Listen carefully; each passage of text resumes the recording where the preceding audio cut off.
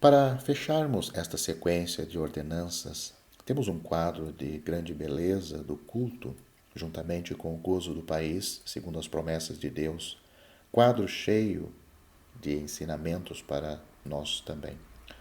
Em primeiro lugar, o grande tema deste livro aqui reaparece, como por toda parte, Israel encontra-se no país que Deus lhe tinha dado como herança, mas, quanto ao culto, não se trata aqui de se aproximar de Deus no santuário por meio de sacrifícios que, supondo o pecado, abriam o caminho para que o povo se encontrasse em presença do eterno Deus.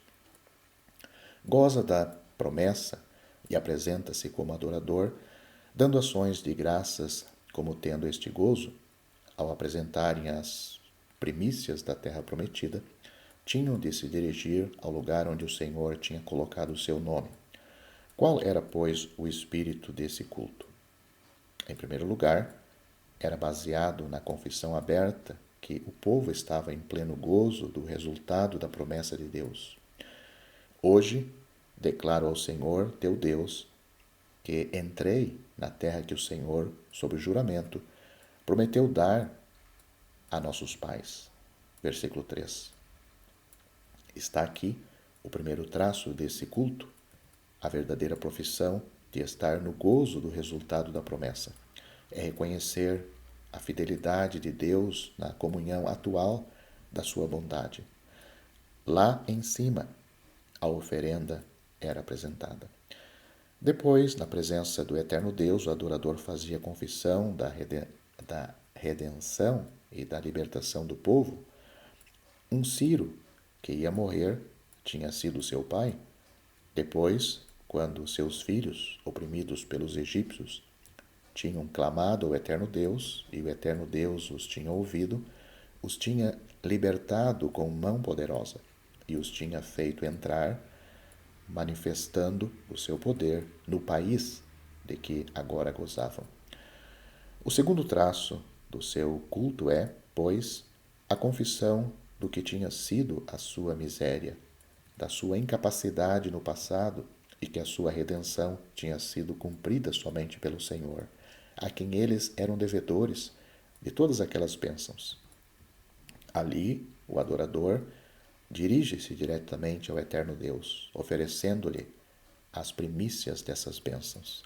Era reconhecer Deus nas bênçãos, efeito infalível de uma obra de Deus no coração, único meio delas gozar verdadeiramente, porque as bênçãos de Deus deviam ao coração dele, ao coração de Deus, se o seu primeiro resultado não for voltá-lo para ele. Eis a história de Israel, e infelizmente, 1000 vezes a dos nossos próprios corações, nos pormenores da nossa vida. Antes de gozar da bênção, o coração piedoso ali reconhece o próprio Deus. O comportamento de Eliezer, servo de Abraão, enviado para procurar uma esposa para Isaque, oferece-nos um belo exemplo disto.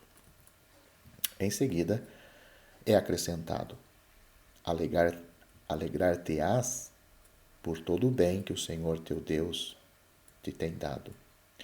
Eles deviam gozar desse bem com Deus. Note-se aqui que, por conseguinte, o Espírito de graça se manifesta imediatamente nesta alegria. Tu e o levita, e o estrangeiro que está no meio de ti. Não podemos regozijar-nos verdadeiramente da bênção de Deus diante dele, sem que o Espírito da graça ali tenha o seu lugar, sem envolver em bênção a maldição, sabendo que nós somos chamados a herdar da sua bênção. Encontra-se a mesma verdade nos dízimos do terceiro ano, dados aos pobres, ao levita, etc., segundo o espírito de que acabamos de falar. Um outro traço do estado do coração do verdadeiro adorador era a santidade, consagrado com retidão de coração ao eterno Deus, o que lhe era devido segundo a graça. Não se devia roubar-lhe nada, apropriando-se do que lhe era devido, do que era devido a Deus, não se devia profanar nada, aplicando-o a nós mesmos, a um uso maculado ou interesseiro. Numa palavra, a consciência quanto à consagração ao eterno Deus era boa, a respeito das coisas pelas quais o adorador o reconhecia como verdadeiro e único autor de todas as bênçãos do povo. E se o eterno Deus era o autor delas, o fiel, em comunhão com ele, delas gozava, no espírito de santidade, de consagração a Deus, e no espírito de bondade e de graça que estava nele, em Deus, para com os seus pobres e os seus desamparados. O caráter de Deus encontra-se continuamente nesta passagem, e o seu nome é mencionado no que é reconhecido como estando em comunhão com seu povo. Se isto fosse esquecido, o povo era culpado e maculado naquilo em que tivesse profanado o nome do Senhor. Esta santa consagração a Deus e esta expressão da sua bondade são da maior beleza. Em seguida, o adorador implorava a bênção de Deus que se interessava por todo o seu povo, não apenas por si mesmo, mas por todo Israel, pelo país, que era a prova da sua fidelidade e das riquezas da sua bondade. Aquele culto era, pois, um elo de união entre o povo e Deus, na comunhão com ele, reconhecendo que ele, Deus, era e disso dando testemunho. Assim, segundo os mandamentos do eterno Deus, considerados como sendo as condições desse elo de união, Deus tinha, nesse dia, reconhecido o povo e o povo tinha reconhecido o Senhor por seu Deus.